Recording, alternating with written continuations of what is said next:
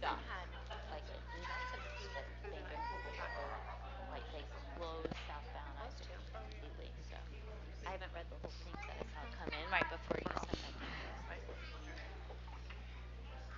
time on the night and what time on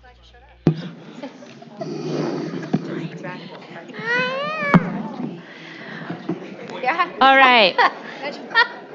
She did. Welcome, everybody. We'll go ahead and get started. Today is Tuesday, March 10th, 2026. The time is 7:02 p.m. We're convened as the Provo City School Board of Education, meeting at 280 West, 940 North in Provo, Utah. We'll begin with a roll call, and we'll start with Devin. Devin Daly, Business Administrator. Lisa Boyce, Board Member. Terry McCabe, Board Member. Gina Hales, Board Vice President.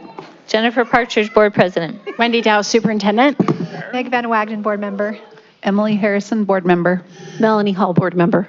Bailey Lindstrom, Student Board Member. Okay, and we want to welcome everyone who is here with us today in person and also those watching online. Do we have a motion to convene our business meeting? I move that we convene our business meeting. Motion made by Vice President Hales. Do we have a second? I'll second. Second by Board Member Hall. All in favor? Aye. Okay, we are now in our business meeting. And we will begin with our opening remarks, and I will turn that over to Board Member Melanie Hall. That's right. Hold on. Give me a second.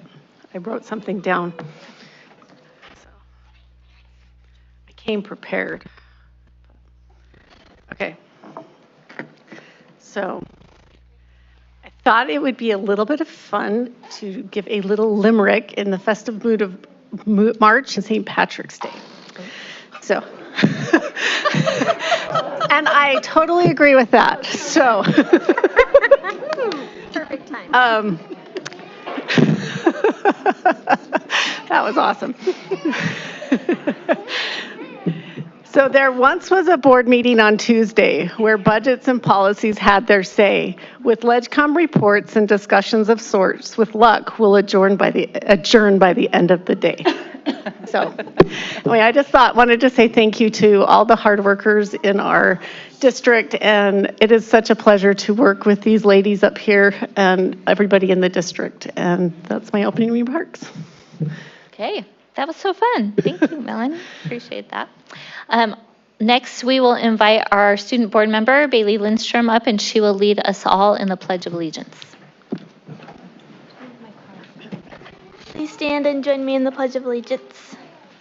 I pledge allegiance to the flag Of the United States of America, and to the republic for which it stands, one nation, under God, indivisible, with liberty and justice for all.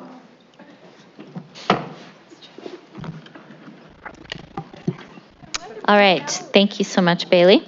Next is our Community Connections portion of the meeting, and we will begin by inviting Deputy Superintendent Jason Cox up, and he will present our Provo Way Awards. Good evening, school board. We have some amazing people to recognize tonight. When I call your name, please stand, and we can give an applause after each person. So we have tonight Lauren Moon from Wasatch. She's very... Nuri Jimenez from Edgemont.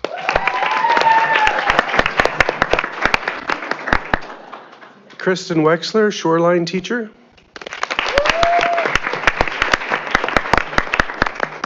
Morgan Brown from Sunset View. Sarah Hansen, also from Sunset View. And our student of the month is Camila Pujols from Spring Creek.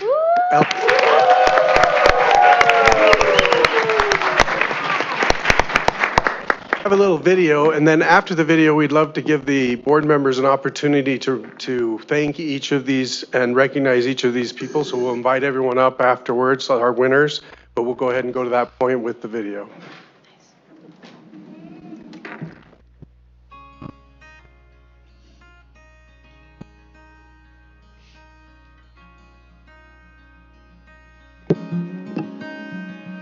Lauren Moon is an incredible instructional coach, and we are so lucky to have her at Wasatch. This past month, I was having a hard time being able to meet the needs of all the students in my math intervention group. Lauren made a specific effort to help me pull students, and she worked with them so I could have a small enough group to work through the challenges that they were facing. She's helped our team make flashcards and a pass-off system for math facts. She offers opportunities for us to take learning walks in other classrooms and arranges for subs to cover classes, or she takes the classes herself. She makes herself available at a monthly meeting where she offers help to anyone who needs help with anything. We are so lucky to have Lauren Moon as our instructional coach at Wasatch. She is amazing.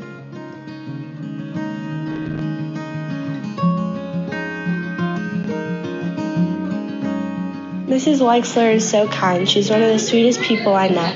I love how she teaches her class and her humor when she messes up on the piano. She makes choir even better than it already is, which is quite a feat. I love how patient she is when we get something wrong or don't get the song immediately. I also just generally love how she runs her class. It's organized, fun, and it helps us learn efficiently. She's really good at singing as well. I like how her beautiful voice makes it easy to hear how the song should sound. She's very kind. She notices when we are feeling bad and comforts us. She's a great teacher and is strict, but a fun kind of strict, where rules protect us and our environment. She just sets a good mood for everyone.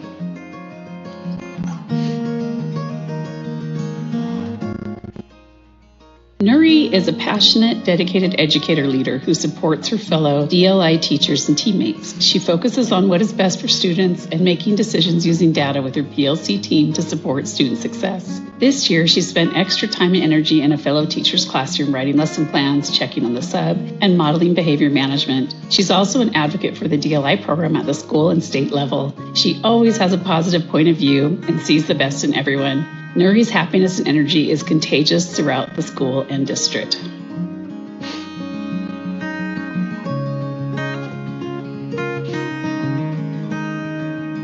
These two lovely ladies have done a spectacular job starting off the school year. They are both first-year teachers and have put in the time and work to prepare for their students. I am the team lead this year and was not able to be there the first 2 weeks of school. These ladies have planned and prepared with me and bravely entered into the world of teaching without a mentor teacher at the school to help throughout the day. They have been so supportive and helpful as I have navigated the beginning of the year from home. They are picking up the slack in our grade level while always smiling and staying positive, even though I know how hard the first few weeks of school can be. They have really stepped up. I'm lucky to have such a wonderful team to work with. There is no better feeling than to have such great colleagues who you can call friends.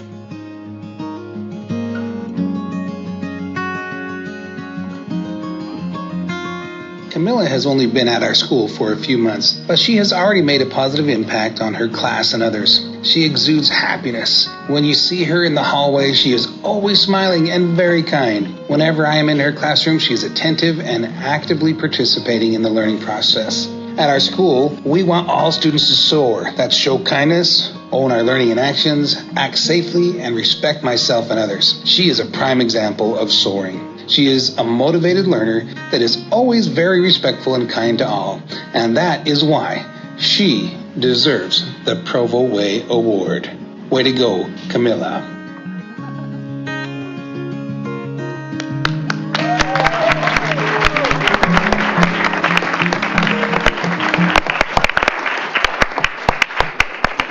Okay, we'd love to invite our winners up to start right over here and allow the board members to thank you personally for work and to congratulate you on your win. So come on up and start right over here.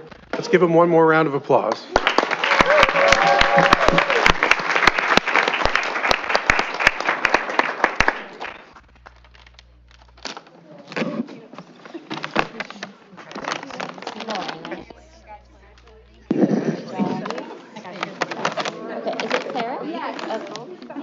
Thank you so much. So much working for Thank you so much. You guys are awesome. Being awesome. Thank you so much. So deserving. Well, I'm so much that you were here. Thank you so much.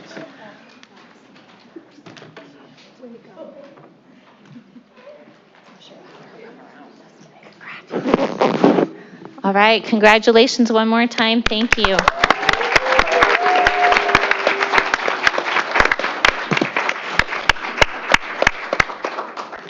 always my favorite part of board meeting. I don't know why I'm starting to get emotional, but it just is so touching to see the good work happening in our districts, just the wonderful people, our teachers, our students. What a good example you are to all of us, and we just appreciate you exemplifying the Provo way.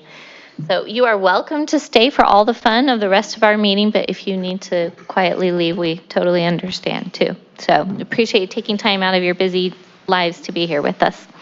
Next, we do have time for public input. Is there anyone here tonight to speak to the board to give input?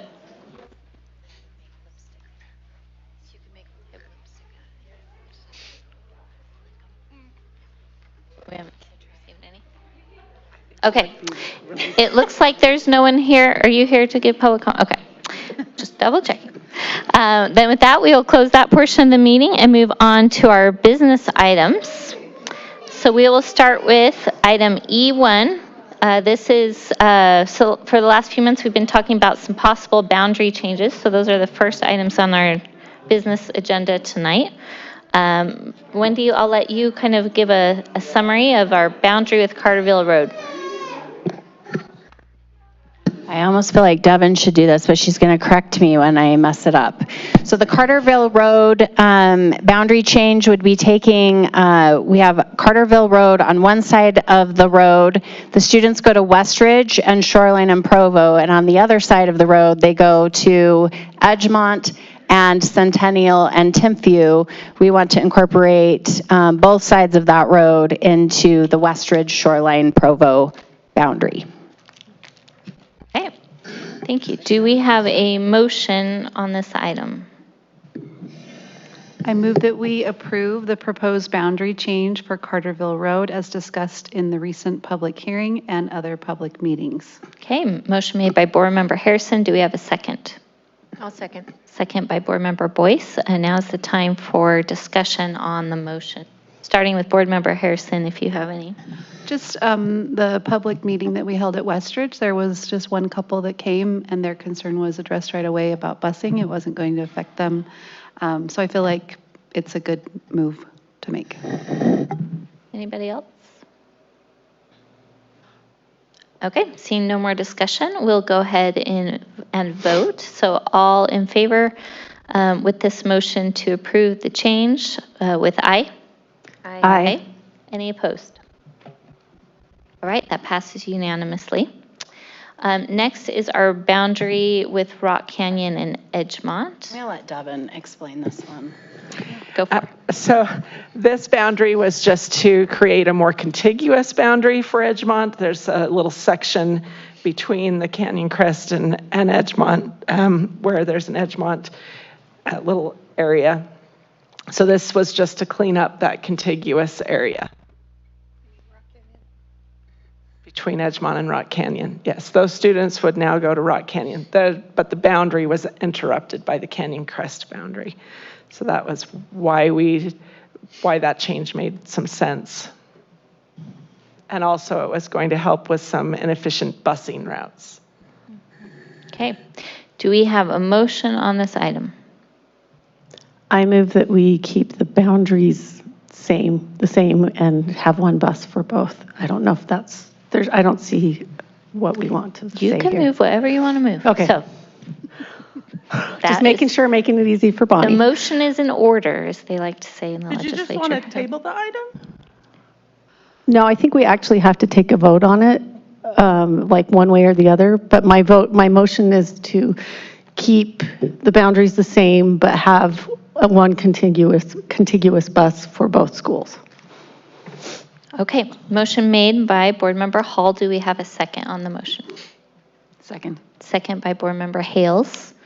Okay, any more discussion? Do you want to say anything else? Yeah, I Melanie? would just say that I've talked to plenty of people at both schools, and we feel like, especially with having bigger boundary discussions in the future, that it's probably best just to keep things as is for the time being. And both schools are okay with sharing a bus. They said it wasn't going to be a big deal. Okay, any other discussion?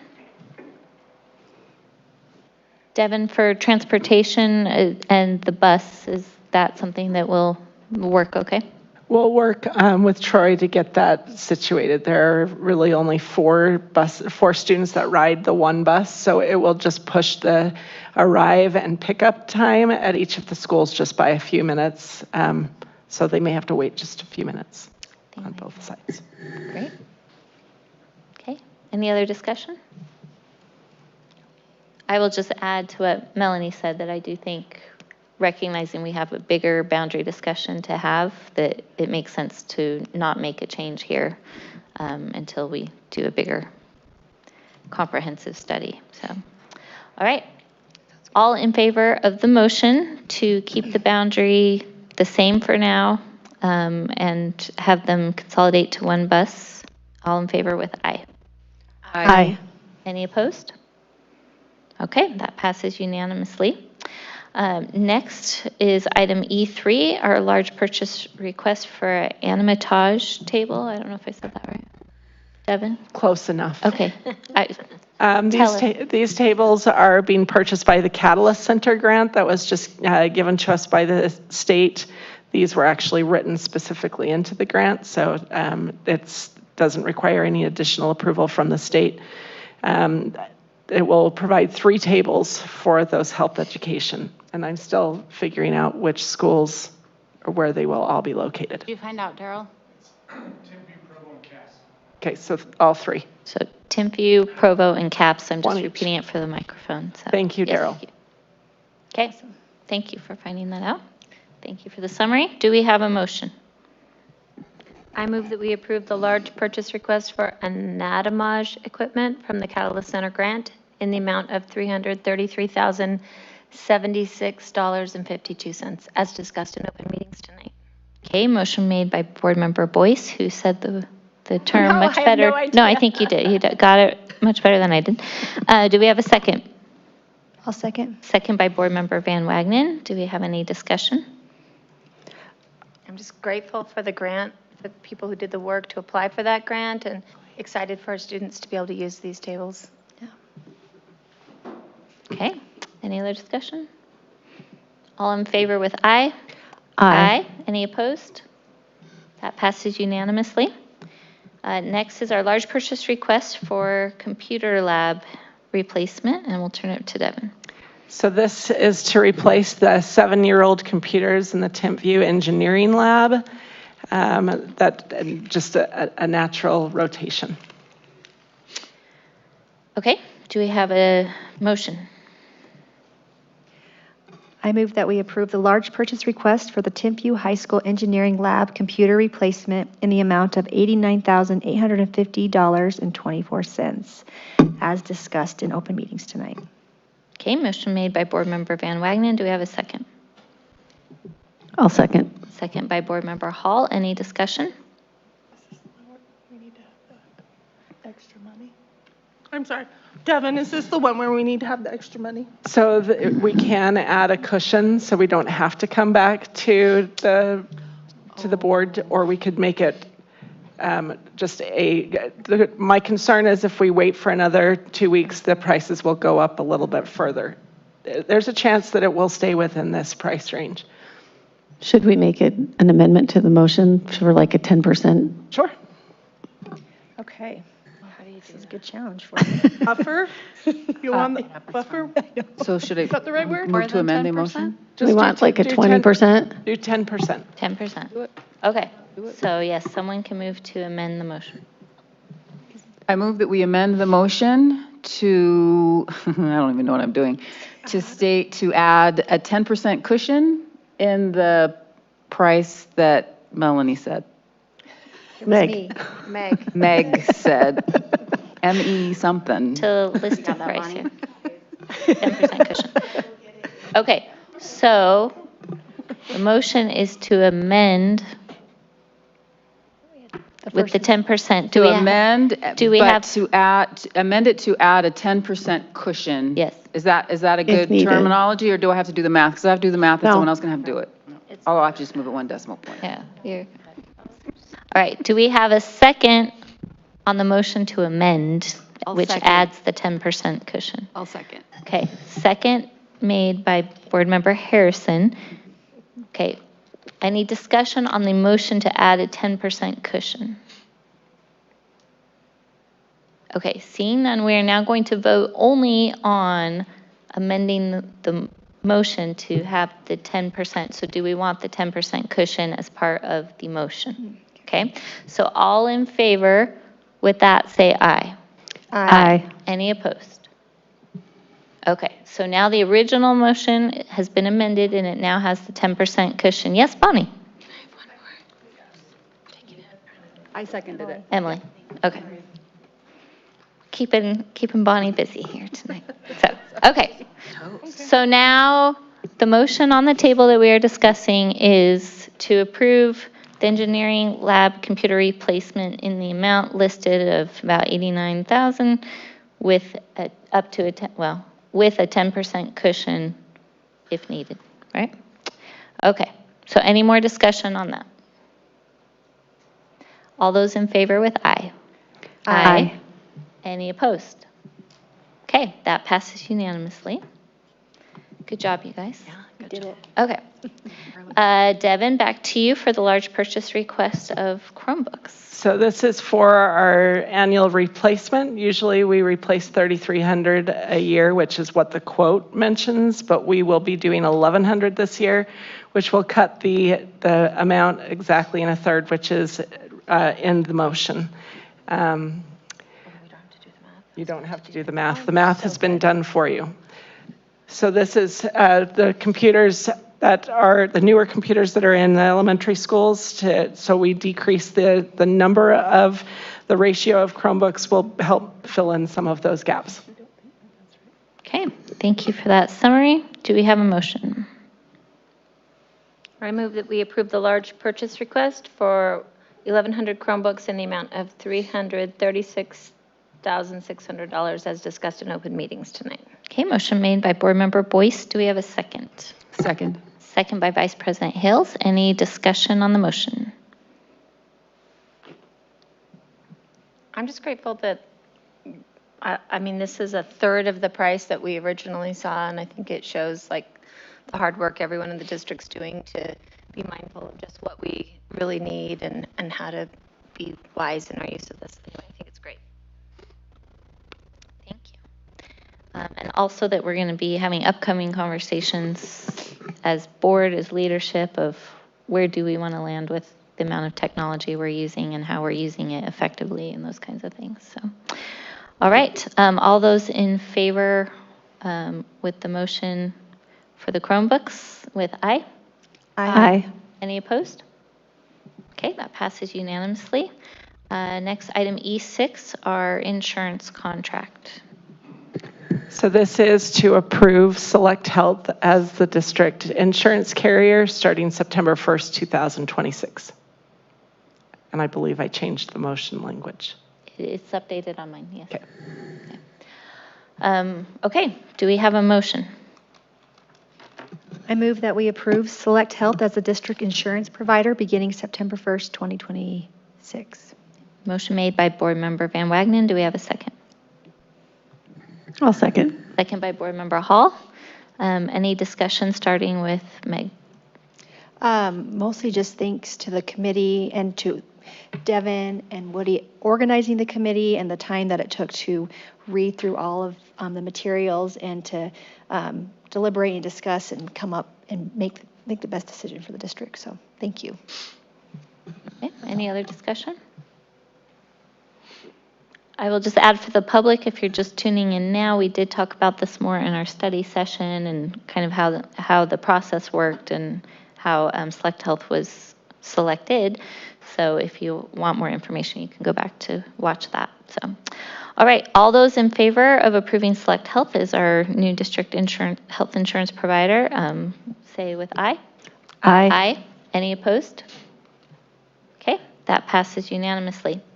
Next is our policy section. We have not reviewed these. We did not have the chance in our study session, so we'll just review them one by one before we vote on them. And I'll turn it over to Wendy for policy 3401, wellness. Oh my gosh, you guys are so excited for policy. I totally know. Here we go. 3401 has several procedures attached to it.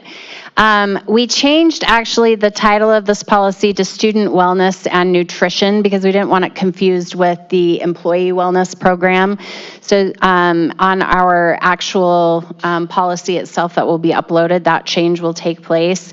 I'm really grateful to Meg, who noticed that we don't have 4 procedures that are tied to this. We actually have 3 procedures that are connected to this. So she pointed that out. Really what this sets up is that we promote student wellness and that we are actually required to have a committee that oversees this. That's a district wellness committee.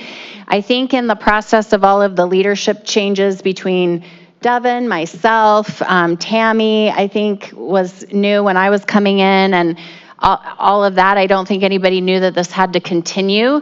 And so Devin and Tammy are working on creating that district wellness committee, and they'll reach out and get principals that are part of it.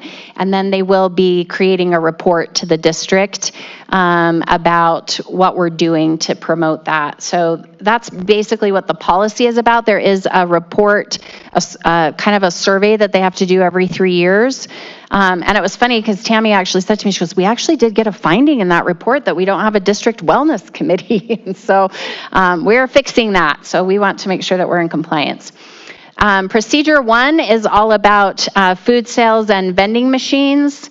I bet you had no idea that there were all of these requirements about food sales and what can happen, and anything that's competing during a school day has to meet all of the same standards that school breakfast and lunch do. There is, on lines 144 through 148, there was a recommendation of a strike through and replacing it with this sentence instead because it didn't really make sense. So this is what we're proposing. Per the state's local school wellness policy, marketing on each school campus during the school day may include only those foods and beverages that meet the nutrition standards outlined in, and then we'll link that code. And then we also recommended, starting lines 172 through 181, that we strike through that portion because it's all included in the appendix as to what the competitive food standards that must be met. Do you have questions on that policy or that procedure? My question was just, we're adding in about 20 minutes of seated time for lunch. Do you have an idea how many of our schools are already prioritizing that? They already have to do that. We already established that, so they're already done. Yeah. Winning. Yay, finally something we did ahead of time. It's pretty great. We don't actually make kids like sit there and, stew about it and not let them go to recess or whatnot. But there has been a concerted effort, and thanks to Jared for working with all of the elementary principals on that to make sure that that is scheduled so that there is 20 minutes of seated time for lunch and a 15-minute recess that is built into their schedule. Do we also have that policy for the secondary schools? We do have that policy for the secondary schools. They just don't get the recess part. Those poor suckers. They don't get recess anymore. Sucks to be a secondary kiddo. All right. You can tell it's getting late. It's still light outside, though, so I'm pretty excited about that. And mostly I'm trying to entertain Christy Giblin, who I think is watching this on the train on the way home, and she challenged me to be entertaining, so I'm trying. So, okay, procedure 2 is about physical activities guidelines. It has elementary and secondary guidelines. Notice that it is stating that it's recommended that elementary schools provide 60 minutes of PE a week. That does include recess time. And also is recommending that we have really great safe routes to encourage walking and biking to school, which I think our district does a really good job of our community being very involved with that. I really do appreciate lines 28 through 32, which reiterate state board rule that says that loss of recess should not be used as the punishment or a negative consequence for a student. We are also going to work to put that into our levels of behavior document so that we can provide some other options for teachers. I think they're feeling like, well, what can I do if I can't do this? And I don't think that we've laid out, they're concerned about what would be allowed in that way. So really recess should only be restricted from a student if there's a safety issue that's being created at recess with the student. And then secondary schools have their PE classes.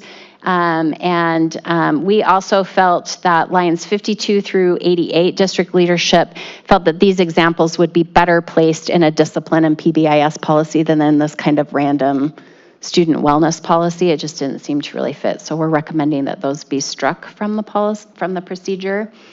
And then procedure 3 is about prohibited food additives.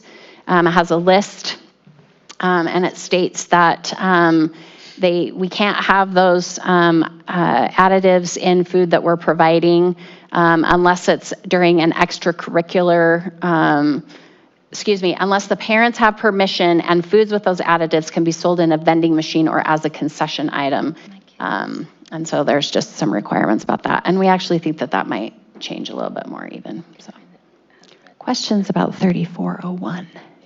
But since it's a procedure, right, if it changes, we can just... That'll be easy to change that procedure. Yep. And the bill this year that could have changed it did not pass. It did not pass. Oh, see, I knew you would know that. Unless there's more than one, but the one I knew about did not Okay, excellent. go through. That helps. So we'd have at least a year before they would change it. Okay. I like it when I have a year. That's right. All right, do we have a motion on policy 3401? I move that we approve policy 3401 wellness as discussed in open meetings tonight. Do we want to say it with the new title? Add student wellness and nutrition. Just kidding. That's okay. I have it wrong in the motion language.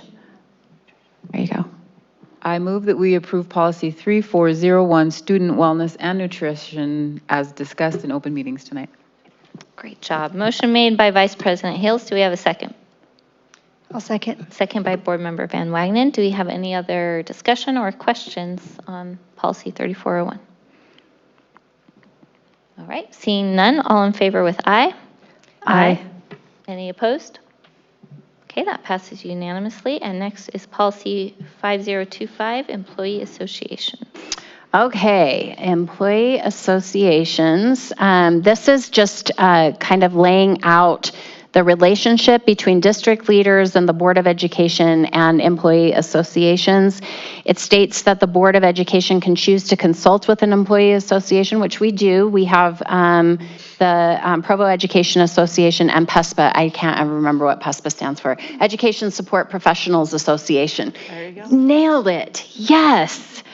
Oh my gosh, even late at night I got it. Okay, here we go. So associations can't put pressure on individuals or coerce them to be part of it, and Board of Education can't favor one association over another if there were more than one that were formed in our district. Employees can negotiate in groups or as part of an association. I thought it was also interesting that employees do not have the right to strike. They have the right to negotiate about their working conditions. Negotiated agreements do have to be published. They can't use district mail to disseminate information. They can use the mailboxes, but they have to fill them with information outside of contract time. And basically, no favoritism allowed. But I think we work really well with our associations as a district. So, questions? How much of this is state code that we're just putting into a policy versus what we want to have as our own practices? This is state code. All of it? Mm-hmm. Okay. Great question. Go ahead, Gina. Related but not related. Is there an association for administrators in our district or no? They can join the Provo Education Association if they want to. It always creates kind of a weird dynamic because the Provo Education Association represents teachers, so then you have an association that's representing management as well as workers. Okay. So that kind of creates a weird dynamic. Most of our principals are part of either the Association of Elementary School Principals, which also comes with some representation and support, or secondary school principals. So we do have state and national organizations for that. Thanks. You bet. Okay. Do we have a motion? I move that we approve policy 5025, employee associations, as discussed in open meetings tonight. Okay. Motion made by Board Member Hall. Do we have a second? It's weird because, sorry, on the thing it says 5025, but then in the writing it says 5. Yeah. Am I on the wrong page? She got it sorry. correct. It's typed wrong in one area, but it is 5025. Thanks for catching Glad that, you caught Melanie. it. Thank you. Yep. Okay, so do we have a second on the motion to approve policy 5025, employee association? Second. Second, Board Member McCabe. They made me. Wow. It's like competition here. Do we have any more discussion or questions on the motion? No. Okay, seeing none, all in favor with aye? Aye. Any opposed? Okay, that passes unanimously. And next is policy 5050, licensure. So we have an update to this policy and then a new procedure that's in place. So you'll notice that on line 13, we removed the word definitions, as the sections really are the meat of the policy itself. And then it defines the categories of those who need a license. The policy itself really hasn't changed. It just basically is stating that employees must keep their licenses up to date. We just wanted to review this policy as we're going to go to procedure 4, which is a new procedure about licenses specifically for counselors, social workers, and school psychologists. And it provides definitions for each of those jobs. And these jobs specifically provide support to students, really mental and emotional and social support. It identifies what their licenses allow them to do in a public school setting and make sure that that's all in alignment with FERPA, which is the Family Educational Rights and Privacy Act. Because I knew Terry was going to ask me what that stood for. And then also in alignment with our new policy about how our mental health professionals need to notify parents and provide that notice within 24 hours. So it just outlines that scope and provides the specifics for that. So our recommendation is to approve the policy and the procedure. Okay, thank you. Do we have any questions? All right, I'll entertain a motion. I move that we approve policy 5050, licensure, as discussed in open meetings tonight, along with the procedure 4, license for counselors, social workers, and school psychologists. Okay, motion made by Board Member Boyce. Do we have a second? Second. Second by Vice President Hales. Any more discussion or questions? No. All right, seeing none, all in favor with aye? Aye. Any opposed? Okay, that passes unanimously. And our last policy for tonight is 5600, paraprofessionals.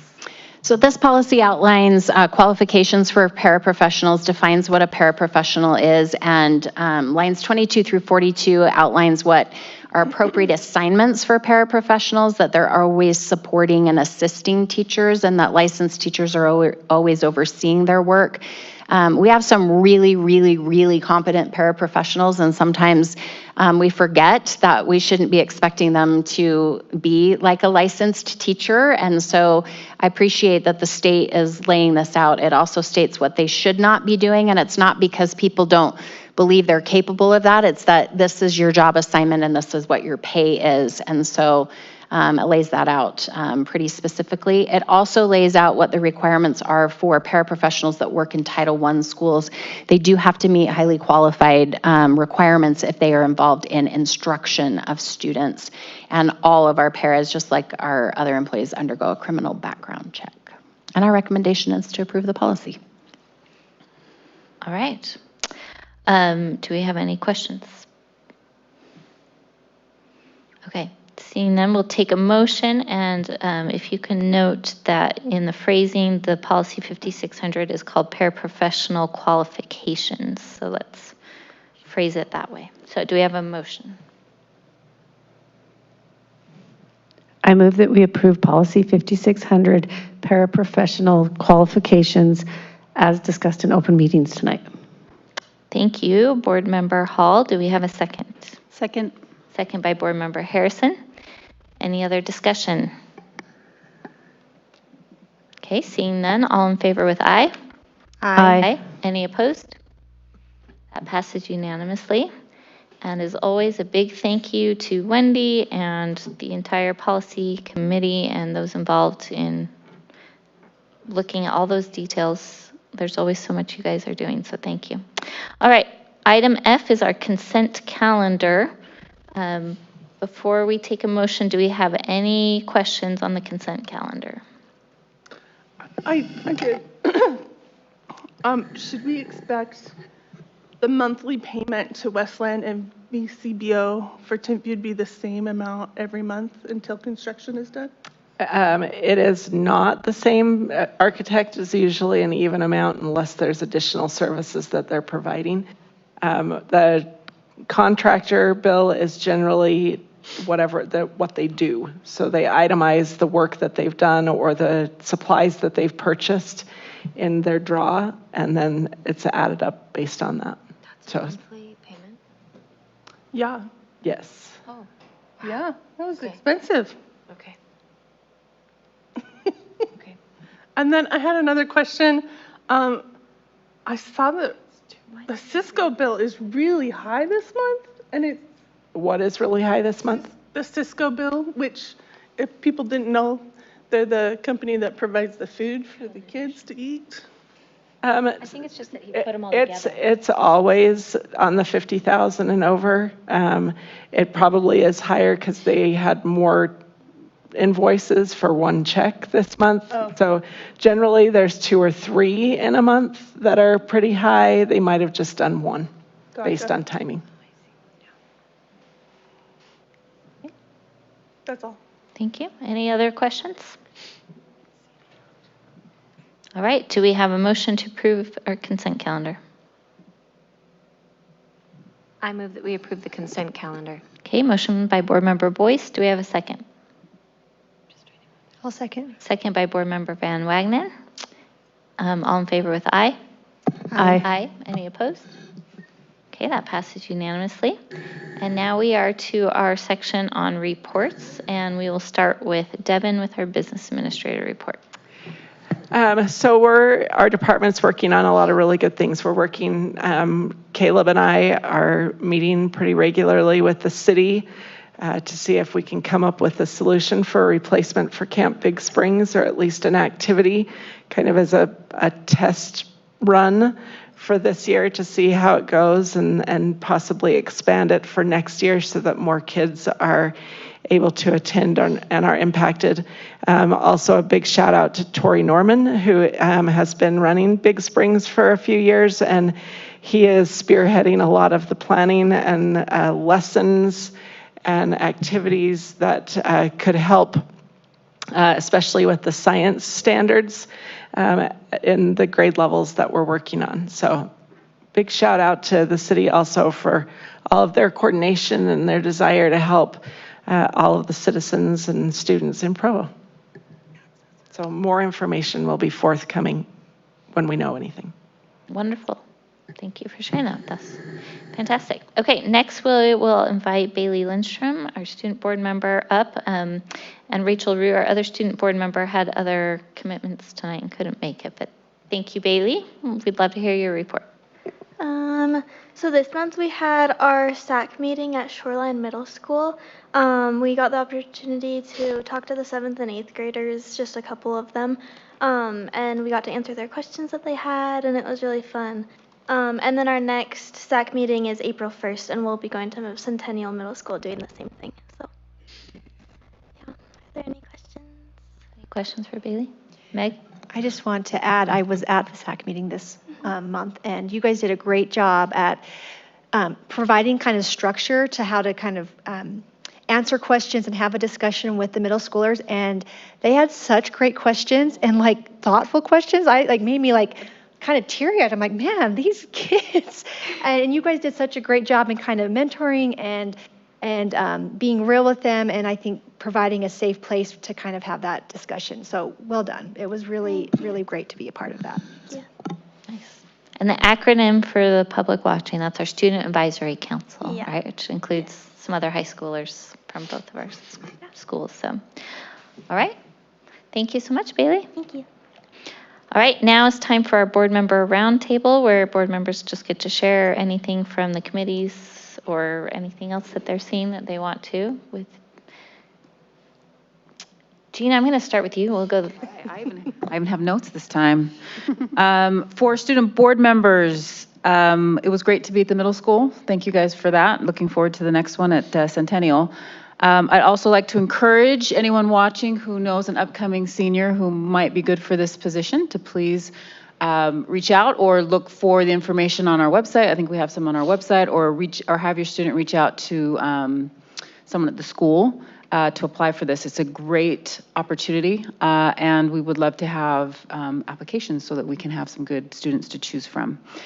The other thing I wanted to say is I dropped off a lot of committees so that I could do leadership as well as the other responsibilities in my life. And I've really appreciated being able to be in leadership and see in more depth the relationship that the board and leadership has with our business administrator and our superintendent. I think it's a very good, positive, more than functional, I was going to say functional, but it's above functional relationship. And I say functional because I've seen others that are not functional in other districts. And I really appreciate the working relationship we have with them, the working relationship we have with each other as board members, and then also the working relationship that we have with the district staff. We don't have as much of a relationship with the school staff because that's not our job, but I do appreciate all of those things. And I want to give a shout out to Jennifer, who is the USBA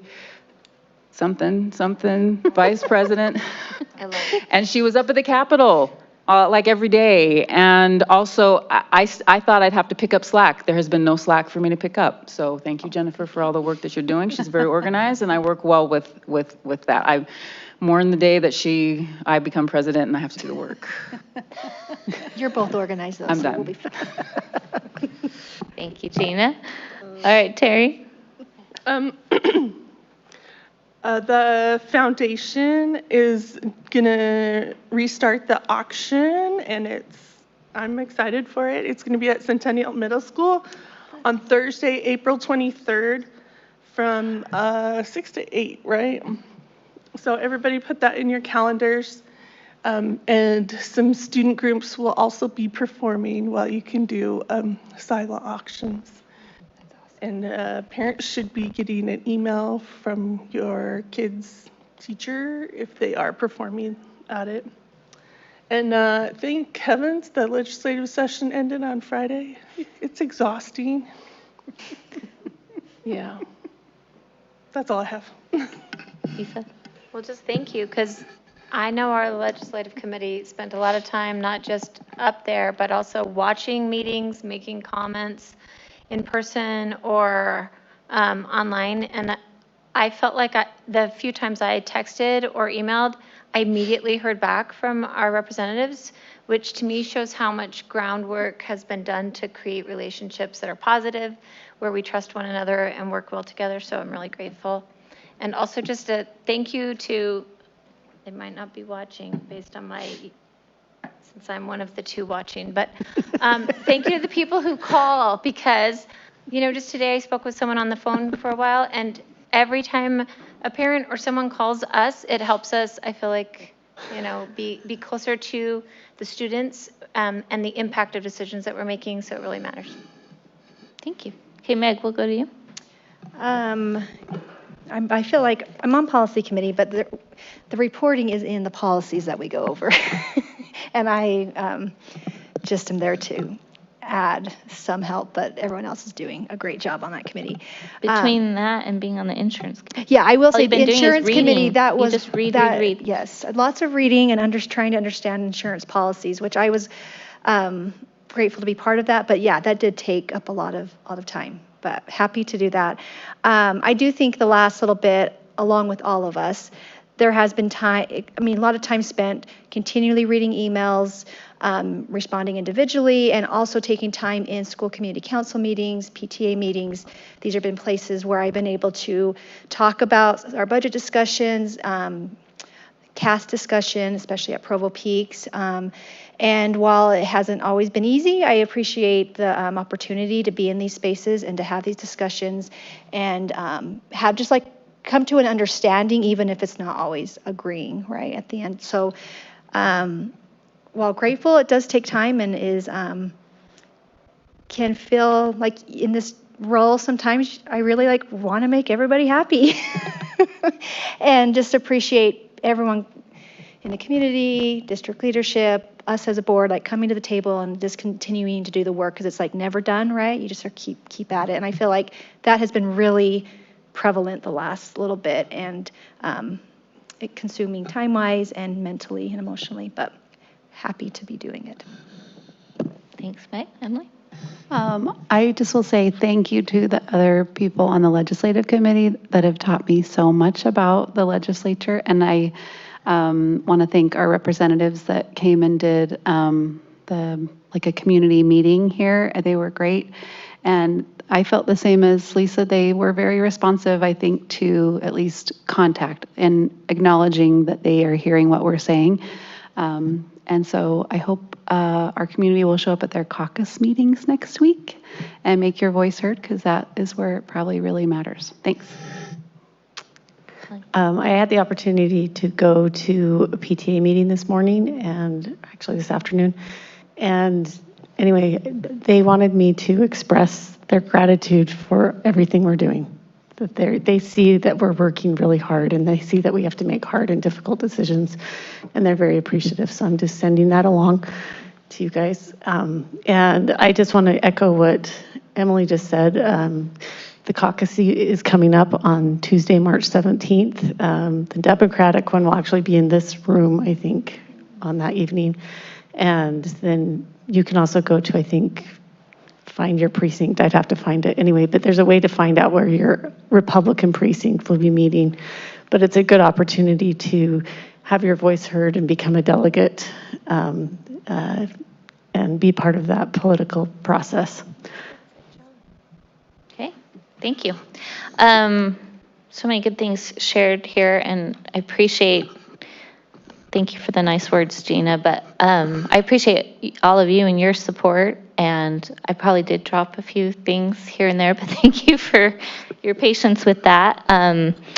It has been really, I feel like being on the legislative committee for a few years, I had been paying attention to the session, but then making more of an effort in my other role to be up there. I was up there maybe 3 or 4 days a week, not every day, but to make contact with those legislators, to get to know other legislators, not just our local ones. I feel like I got even more insights into the process. It was really enlightening. And first of all, I just want to say, whether we agree with the way they vote or not, the high majority of the legislators up there are working their tails off. They work really long days. They're invested. Not only are they in meetings, but while they're in meetings, they're working behind the scenes on adjusting bills, making them better. As far as the education ones are concerned that we watched, a lot of our legislators heard feedback and adapted their bills and really wanted to get it right for education. Again, that doesn't mean we always agree with how it ended up, but I feel like a lot of them were trying. And I also want to thank the public for their involvement. There were certain bills where whether one of us notified about a concern or the PTA did or other community groups, the collective voice really did make a difference, and we were able to prevent several really bad bills from going through. And I'd say I haven't been following this for that long, but in the time I have been following education legislation, I feel like this is one of the better sessions that we have had as far as helpful bills, stopping unhelpful bills, and a decent amount of funding, including over $25 million for the efforts that the whole state is rallying behind for literacy. And another $25 million additional directed to our at-risk students, that one's part of a long-term plan, but there have been years where they haven't done as much towards that plan. So some good things. So definitely, yes, let's thank our legislators for that, and I echo encouraging our community members to continue to be involved, especially in the caucus next week. I will also add that the PTA last week had a council level meeting, so all the PTA presidents were here, and Mayor Marcia Judkins came and declared March of PTA Day, PTA month. recognizing that Utah PTA is celebrating 100 years right now, and all of the wonderful advocacy efforts that our parents, our teachers in that association have made for education. And we're so grateful for them. And this is the time of year where a lot of our PTAs are finalizing their boards for next year. And so I just encourage our parents to be a part, to get involved and make a difference, not only for your own child, but for all those children in your school. It is a rewarding thing, and it's something at the district, at our schools, we appreciate that extra support that helps our schools in a way. We'd be missing something if we didn't have those great parent organizations. So, all right, we'll turn it over to Wendy for her superintendent report. You'll see our update to travel that didn't require board approval because it's either in-state or it's a national competition of a CTSO. But I just wanted to give a shout out to a few individuals. I think our teaching and learning department is really working their tails off in many different ways. I think Judy's team is working really hard to support our CAS reboot. They support our STEM nights, but also listening to Doug Finch going out and being a part of BLT meetings and helping schools analyze their data and figuring out what they're going to do for the remainder of the year, as well as they're writing their school improvement plans. He's been very involved in that process, and I've really appreciated his work with that, and now has some more lifting to do with some of the middle school asks that we have in place.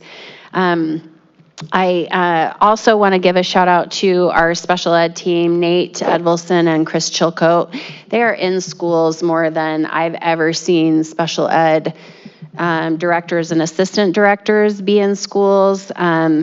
Nate actually started creating documents that have modules for different grade levels, and then created a list of resources to help with pre-teaching and reinforcement and things where special education teachers are really supporting the general education teacher and really trying to increase that rigor. And then I think I said earlier that all of the data that we have access to is because of Michelle, but I'm also grateful for Daryl and Chad and our tech team and all of the work that you guys are doing to put together a dashboard that we should start seeing a prototype of that within the next month or so. And I'm actually pretty excited to be able to see how we can drill down into that. And then last, I just want to thank UVU for our partnership with them. They did an awesome thing where they did an excellence in teaching symposium. We identified our highest performing teams. So we took a team from Timpview High, Math, Provost Elementary, Franklin Elementary, and Westridge Elementary, and they got to collaborate for a whole day with other high-performing teams at the same grade level to learn from each other.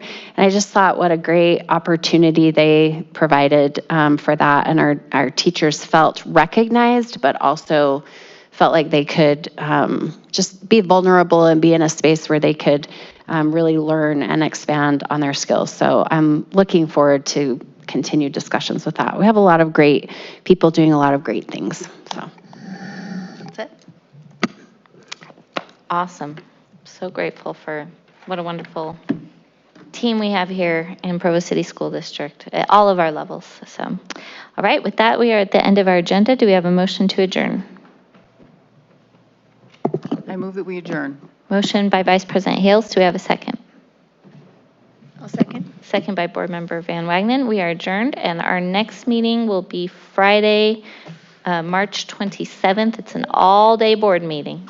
So, thank you. Okay, I'm going to remember that. Oh my gosh. Thank you for the flowers. Oh, it is killing me. It is honestly killing me. Happy birthday. I got to see what first thing Franklin got. I know, right? Hey.